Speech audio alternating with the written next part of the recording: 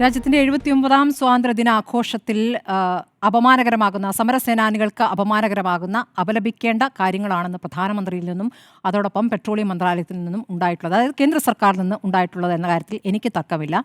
കാരണം ബ്രിട്ടീഷുകാർക്കെതിരെ സമരം ചെയ്ത് ഊർജം പാഴാക്കുകയല്ല വേണ്ടത് എന്ന് പറഞ്ഞ RSSന് വേണ്ടിയിട്ട് RSSനെ പുകഴ്ത്തിക്കൊണ്ടുള്ള പ്രസംഗമാണ് ചെങ്കോട്ടയിൽ പ്രധാനമന്ത്രി നടത്തിയത്.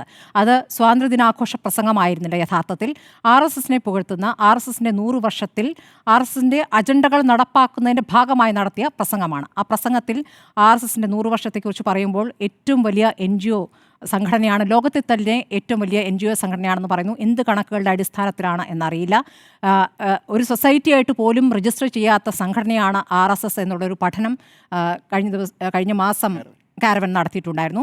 അതുമായി ബന്ധപ്പെട്ട കാര്യങ്ങളും പുറത്തേക്ക് വരുന്നുണ്ട്. അപ്പോൾ RSS അങ്ങനെ ഒരു സംഘടനയാണെങ്കിൽ ആ സംഘടന എവിടെയും രജിസ്റ്റർ ചെയ്തിട്ടില്ല, അതിൻ്റെ കണക്കുകൾ പുറത്തു വിടുന്നില്ല എന്നുള്ളതാണ് RSSുമായി ബന്ധപ്പെട്ടുള്ള ആ അന്വേഷണത്തിൽ കണ്ടെത്തിയിട്ടുള്ളത്. അപ്പോൾ ആ സംഘടനയാണ് ലോകത്തെ ഏറ്റവും വലിയ സംഘടനയായി പ്രധാനമന്ത്രി ഈ സ്വാതന്ത്ര്യ ദിനത്തിൽ പറയുന്നത്. ഈ സ്വാതന്ത്ര്യ സമരത്തിൽ നിന്നും മാറി നിന്ന് സ്വാതന്ത്ര്യ സമര പോരാട്ടം പാടില്ല എന്ന് പറഞ്ഞിരുന്ന സംഘടനയെ പുകഴ്ത്താനാണ് ഇവിടുത്തെ മതേതര രാഷ്ട്രത്തിൻ്റെ പ്രധാനമന്ത്രി അവിടെ നടത്തിയ പ്രസംഗത്തിൽ ഭൂരിഭാഗം സമയം ചെലവഴിച്ചത്.